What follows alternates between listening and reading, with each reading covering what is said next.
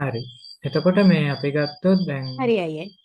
හරි. එතකොට අපි ගත්තොත් එහෙම මේකේ මේ අර රිග්‍රෙෂන් ඇනලයිසිස් එක ගත්තාම අපිට මතකයි මෙයාගේ assumptions ටිකක් තිබුණා. ඒ කියන්නේ අර රිග්‍රෙෂන් රන් කරාම xy කියලා ගත්තොත් variable simple හරි multiple හරි මේ ගත්තොත් එහෙම මේ දෙන්න අතර ඒ කියන්නේ linear relationship එකක් තියෙන්න ඕනේ. ඒක correlation එකෙන් බලනවා. ඊට පස්සේ x කීපයක් එනවා නම් ඒ කියන්නේ x1 x2 වගේ එහෙම මෙහෙම x වර්ග කිහිපයක් එනවා නම් x x1 x2 x3 x4 එහෙම කියලා වගේමකෝ. ඒ වගේ වුණොත් එහෙම අර ඉන්ඩිපෙන්ඩන්ට් වේරියබල් ගොඩාක් එනවා නම් එහෙම අපි බලන්න ඕනේ මේගොල්ලන්ගේ මල්ටි කෝණියලිටි තියෙනවනේ ඉන්ඩිපෙන්ඩන්ට් වේරියබල් අතර. මල්ටිපල් ලිනියර් රිග්‍රෙෂන් එකේදී මල්ටි කෝණියලිටි බලන්න ඕනේ. එතකොට තව බලන්න ඕනේ රෙසිඩුවල්ස්. මේගොල්ලන්ගේ හැදෙන රෙසිඩුවල්ස් ඒගොල්ලෝ නෝමල් වෙනවද? රෙසිඩුවල්ස් ටිකේ පෙර වේරියන්ස් එක ඉක්වල්ද? ඉක්වල් වේරියන්ස් තියනවද? ඊට පස්සේ එයාගේ මීන් එක 0ද කියලා බලන්න ඕනේ. කියන්නේ අපි ගත්තොත් එහෙම රෙසිඩුවල් රිග්‍රෙෂන් රෙසිඩුවල්ස් ගත්තොත් ඒගොල්ලෝ ඩිස්ට්‍රිබියුට් වෙන්න ඕනේ නෝමල් ඩිස්ට්‍රිබියුටඩ් වෙලා එයාගේ මීන් එක 0 වෙන්න ඕනේ. ඊට පස්සේ එයාට කොන්ස්ටන්ට් වේරියන්ස් එකක් තියෙන්න ඕනේ. මේ වේරියන්ස් එක කොන්ස්ටන්ට් වෙන්න ඕනේ. මීන් එක 0 වෙන්න රෙසිඩුවල් ටික. ඕක තමයි එයාගේ ඇත්තටම ලොකුම අවශ්‍යතාවය. ඊට අමතරව තියෙනවා ලීනියර් වෙන්නත් ඕනේ, මල්ටි කෝණිටි නැති වෙන්නත් ඕනේ, ඔබ්සර්වේෂන් ඉන්ඩිපෙන්ඩන්ට් වෙන්නත් ඕනේ. අනික ඔබ්සර්වේෂන් ඉන්ඩිපෙන්ඩන්ට් වීමත් අවශ්‍යතාවයක්. ඒතර ඔය දේවල් තමයි ලීනියර් රිග්‍රෙෂන් වල අවශ්‍යතාවය. ලීනියර් රිග්‍රෙෂන් එතකොට මේ නන් ලීනියර් නෙවෙයි. රිග්‍රෙෂන් ගත්තාම නන් ලීනියර් හිම කියලා තියෙනවා. අපි මෙතන පළවෙනි එක ගන්න. මම ඉස්සෙල්ලා කතා කරා අපි කෝරිලේෂන් බැලුවා මේ මෙතන LM කියන ෆන්ක්ෂන් එකෙන් සිම්පල් ලීනියර් රිග්‍රෙෂන් එක මේ රන් කරලා තියෙන්නේ. එතකොට ඊට පස්සේ අපි ගත්තොත් එහෙම මේ ඇනලයිසිස් වලට ඒ කියන්නේ අපිට එක එක ලයිබ්‍රරිස් ඕනේ වෙනවා. දැන් කා කියන ලයිබ්‍රරි එක ගොඩක් දේවල් වලට අවශ්‍ය වෙනවා. එතකොට අර එතකොට එයාගේ ඒ කියන්නේ දැන් ඇනලයිසිස් එක කරනකොට දැන් මේ දේවල් මේ යූස් කරනකොට ඉගෙන ගන්නේ නැත්නම් එකපාරට ඉගෙන ගන්න බෑ කොහොමවත්. අර එක එක ඒවාට එක එක ලයිබ්‍රරිස් ඕනේ වෙනවා සමහර වෙලාවට. දැන් LM එකට ලයිබ්‍රරියක් ඕනේ නැහැ.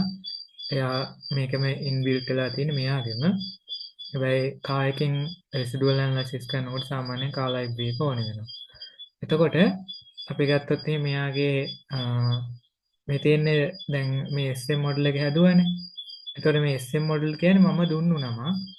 මෙතන මතක තියාගන්න රෙසිඩුවල්ස් කියන නම අපිට ඇත්තටම යූස් කරන එක යෝග්‍ය නැහැ. ඒ කියන්නේ මෙහෙමයි. මම කියන්නේ රෙසිඩුවල් කියන එක අපි කිසිම දෙයක් assign කරන්න යූස් කරන්න හොඳ නැහැ. මොකද මෙයාගේ inbuilt function තියෙන ඒවා. දැන් මම ගත්තොත් කා කියන එක කිසිම දෙයක් assign කරන්න ගන්න හොඳ නැහැ. මොකද එයා inbuilt function එකක්. ඊට පස්සේ residual කියන එක කිසිම වෙලාවක හොඳ නෙමෙයි බලන්න. මේ තියෙන මේ මෙයාගේ මේ එන වචන මේ කැඩි එන්නේ අයි. ඇහෙනද පැහැදිලිව?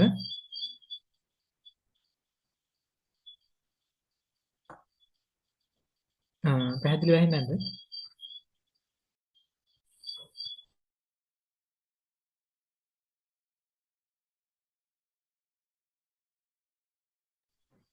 දැන් ඇහෙනවද පැහැදිලිව?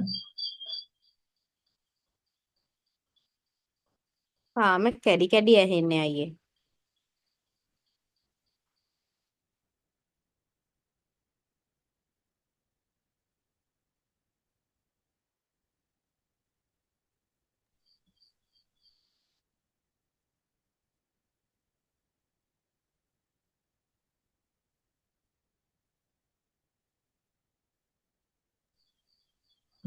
දැන් ඇහෙනවද? ඒ කියන්නේ ස්ක්‍රීන් එක පේනවද?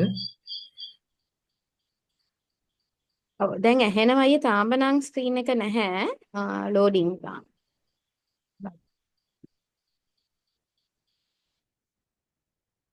හරි අයියේ ස්ක්‍රීන් එක පේනවා දැන්. හරි. දැන් කතා කරන එක ඇහෙනව නේද පැහැදිලිව?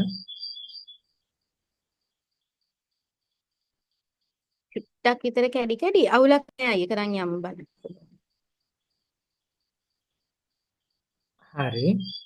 එතකොට මම මේ කිව්වේ දැන් කා කියන වගේ දැන් මේ කියන්නේ මෙයාගේ inbuilt functions වලට අදාළ වෙන වචන අපි assign කරන දේවල් වලට ගන්න හොඳ නැහැ. රෙසිඩුවල් කියන එකත් ඉන්බිල්ට් වචනයක්. ඒ කියන්නේ මෙයාගේ මෙහෙම මේ රෙසිඩුවල් කියන එක නා මේ මෙන්න මෙතන මේ විදිහේ මේ ස්ක්වා කොටුවක් තිබුණොත් ඒ කියන්නේ කොහේ හරි මේ රෙසිඩුවල් කියන එක්කෙනා තියෙනවා. මේ බලන්න මම මෙතන කිව්වා කා කියන එක්කෙනා ඇතුලේ තමයි මෙයා තියෙන්නේ. රෙසිඩුවල් තියෙන්නේ කා කියන ලයිබ්‍රරි එක ඇතුලේ මේ ස්ටැට්ස් හරි කා හරි ඔය දෙක ඇතුලේ තමයි මේවා තියෙන්නේ. එතකොට මේ දැන් අපි ඒකයි මතන කා කියන ලයිබ්‍රරි එක මේවා කරේ. එතකොට දැන් ඒ ගන්න පුළුවන් අර මේ ඉන්බිල්ට් ෆන්ක්ෂන් වෙන වචන ගන්න හොඳ නැහැ.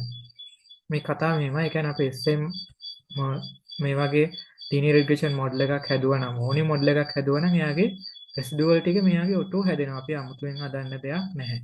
එතකොට එයා ඩොලර් සයින් එක දාලා හදපු මොඩල් එකෙන් අපිට බලා ගන්න පුළුවන්. මේ කරන්න හදන්නේ residual ටිකේ histogram එක ඇඳලා නිකම්ම මෙහෙම ගත්තාම එනවා histogram එක ඇඳලා බලනවා එයා normally ද කියලා බැලුවා මේක එච්චරම pattern එක නම් හරි නෑ කෝකඩත් confirm කරගන්න Shapiro Wilk test එක කරනවා. එතකොට මට පේනවා ඇති මේ 10 to the power minus 14 එන්නේ ඒ කියන්නේ මෙයා normally නම් නෑ residual ටික.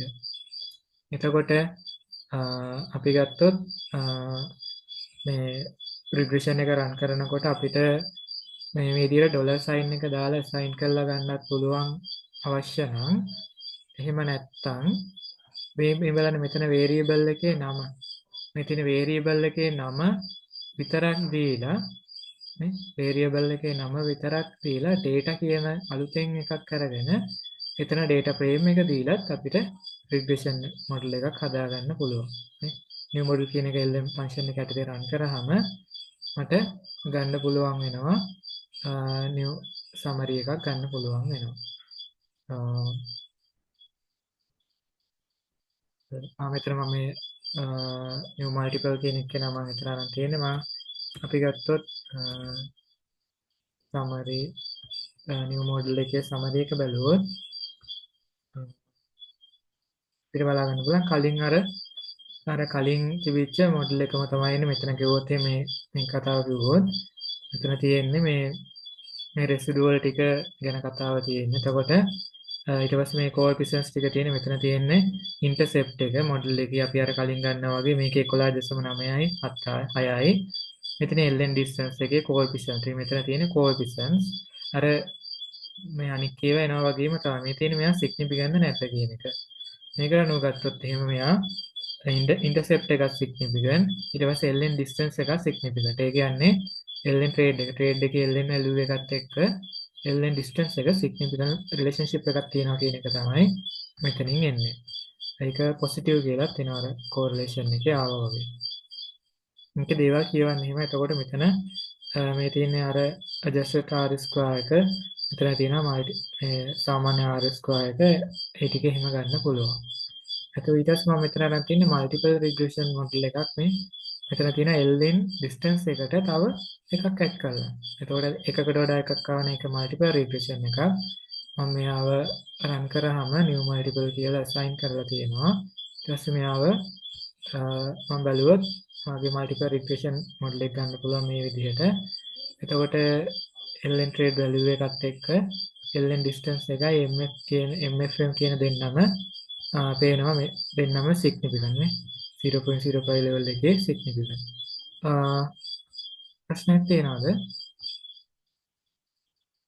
අයියේ මේ ආයිත් ඇහෙන්නේ නැතුව ගියා. අයියට ඇහෙනවද? ඔව් මට ඇහෙනවා දැන්. ඔව් කැඩි. මං කතා කරපුවා මොකුත් තේරුනේ නැද්ද? දැන් හරියයි. දැන් ඇහෙනවා. ඔයාට ඒ කියන්නේ මම මෙතන කියපු දේවල් තේරුණාද මේ multiple regression එක ගැන කතා කරේ. එතකොට මේක අර මෙතන මේ තියෙන මේ value වලින් මෙයා significant නැද්ද? එහෙම ගන්න පුළුවන්. මේ run කරන්න මේ coding ටික මෙතන මේ code එක තියෙනවා. මෙයා තනියම run කරලා බලන්න. එතකොට පුළුවන් වෙනවා මේ අර මේවා කියවන්න මෙතන තියෙන key value අයියේ ඔය කෝඩින් ටික ඔක්කොම අපිට මේ ගන්න පුළුවන් නේද? අරවයි මේ chat GPT හරි Google වලින් හරි chat වගේ. GPT එකෙන් කෙලින්ම ගන්න පුළුවන්. ඒ කියන්නේ අපිට තියෙන්නේ මේගොල්ලන්ගේ නම් හරියට දීලා මේ ඒගොල්ලන්ට කියන්න තියෙන. ඒකට කෝඩින් ටික ගන්න පුළුවන්. අපිට environment එක තමයි ඉගෙන ගන්න ඕනේ. මම මේ වෙනකොට අර ඔය අර මම ඉස්සෙල්ලම ආ දවසයි දෙවෙනි දවසේ ටිකයි ඊට පස්සේ අද මේ ටික බැලුවාම කොහොමද එන්වයරන්මන්ට් එක හරියටම ඉගෙන ගන්න පුළුවන් ගොඩක් දුරට. ඊට පස්සේ ඉතින් වැඩ කරන්න තමයි තියෙන්නේ. මේ තනියම වැඩ කරන්න මේකේ එන්න එන්න පුරුදු වෙනවා. chat GPT එකේ උදව්වෙන් පුළුවන්. පැහැදිලි නේද ඒක? අයියේ හරියටම දැන් අපිට නෑ දැන් අපිට ඉන්සිඩන්ට් එකනේ කියන්න පුළුවන් අපේ data ටිකත් එක්ක අපිට මේ වගේ මේ ඩිසිෂන්ස් ටිකකට යන්න ඕනි කියලා. ඔව්. එතකොට දැන් අයියා අර හරියටම දන්නමනේ මේ දැන් අපි මේ වෙලාවේදී බලන්න ඕනි රිග්‍රෙෂන්ද කෝරිලේෂන්ද අර එහෙම කියලා. ඒ ඩිසිෂන් එක දැන් අයියට දැන් පුරුදුයිනේ දැන් එහෙම පුරුදු නැතුව ඒක හරියටම ඩිසයිඩ් කරගන්න එක අපිම දැනගෙන ඉන්නවද නැත්නම් ඒකට මේ කියන්නේ විස්තර කරොත් මේ නිකන් වචනෙන් වගේ මොන වගේ ටෙස්ටිං වලටද යන්න ඕනි කියලා ඩිසිෂන් එක ගන්න ක්‍රමයක් තියෙනවා. ඒක නැත්නම් අපි දැනන් ඉන්න ඕනේ. ඒක නම් ඉතින් සාමාන්‍යයෙන් අපිට පොඩි අවබෝධයක් ඕන වෙනවා. මොකද මේ ChatGPT කියන්නේ මොඩල් එකක්නේ. එතකොට එයාට කවලා තියෙන data ඒ කියන්නේ එයා ට්‍රේන් කරලා data තියෙන දේ තමයි පුළුවන් වෙන්නේ. එතකොට එයා දෙන එක හරිද වැරදිද කියලා කියන්න අපිට අවබෝධයක් තියෙන්න ඕනේ. කියන්නේ සමහරට වැරදි දේවල් දෙන්න ඉඩ තියෙනවා. දැන් කෝඩින් නම් එයාට වරදින්නේ නැහැ ලේසි එකට. ඒ වුණාට අර ස්ටැටිස්ටික්ස් නියම වරදින්න සැලකිය යුතු ඉඩක් තියෙනවා. මේ මොකද අර හිතලා වගේ යනවනේ. එතකොට අපිට පුළුවන් උපරිම දේ තමයි ඉතින් අපි කියන්න සජෙස්ට් කරන්න ඕනේ. එයා හරියටම සජෙස්ට් කරොත් එයා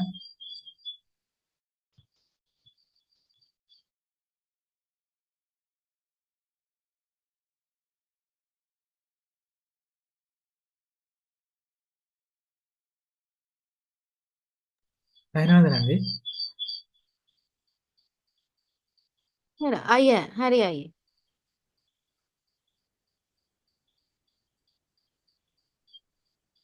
එතකොට මේ ඒ කියන්නේ අපිට පොඩි අවබෝධයක් තියෙන්න ඕනේ නැත්නම් එයා ගොඩක් දුරට මේ කියනවා. ඒ කියන්නේ පැහැදිලිවම සමහරට පොයින්ට් එකටත් කියන වෙලාවල් තියෙනවා. ඒනට සාමාන්‍යයෙන් ගත්තොත් නම් අපි සජෙස්ට් කරනවා නම් තමයි හොඳ වෙන්නේ. ඒ කියන්නේ දැන් අපිට පුළුවන් නම් අඩුම තරමේ අපේ එක්ස්පෙරිමන්ටල් ඩිසයින් එක හරි කියන්න. එහෙම වුණොත් මේ එයා අදාළ දේ කරලා දෙනවා. ඒ කියන්නේ හරි නේද ඒක? හරි අයියා. එතකොට දැන් අපි ගත්තොත් දැන් මල්ටිපල් ලීනියර් රිග්‍රෙෂන් එකක් කරා නම් අපි පොඩ්ඩක් අපිට බලන්න ඕනේ මල්ටි පොයින්ට්. ඒ කියන්නේ මෙහෙමයි දැන් යාට කියන්න ඕනේ දැන් අපි ඔයා දැනගන්න ඕනේ assumptions ටික ඔක්කොම මල්ටිපල් ලීනියර් රිග්‍රෙෂන් වල. අපි කියන්න ඕනේ ChatGPT එකට variable දෙක දීලා do a multiple linear regression with by checking all ඈ assumption as cell කියලා වගේ අර එහෙම කිව්වා නම් එයා ඔක්කොම ඒ අදාළ කරුණු ටික ඔක්කොටම අදාළ වෙන කෝඩ් එක එයා දෙනවා. ඒක විතර කියලා කියන්න ඕනේ. අයියේ ඇහෙන්නේ නැහැනේ. ආ.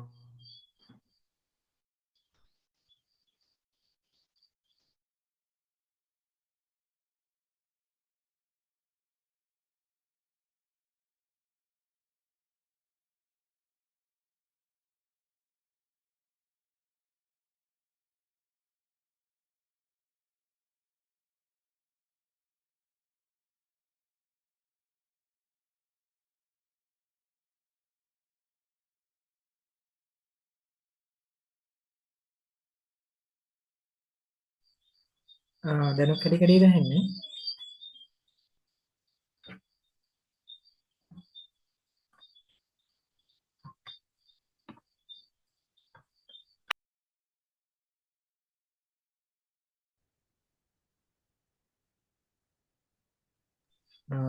ඒ කියන්නේ නංගි ඇහෙන්නෙම නැති වෙනවද?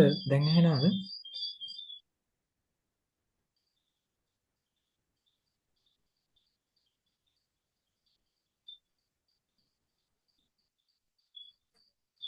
තාමත් කැඩි කැඩි නම් තමයි ඇහෙන්නේ.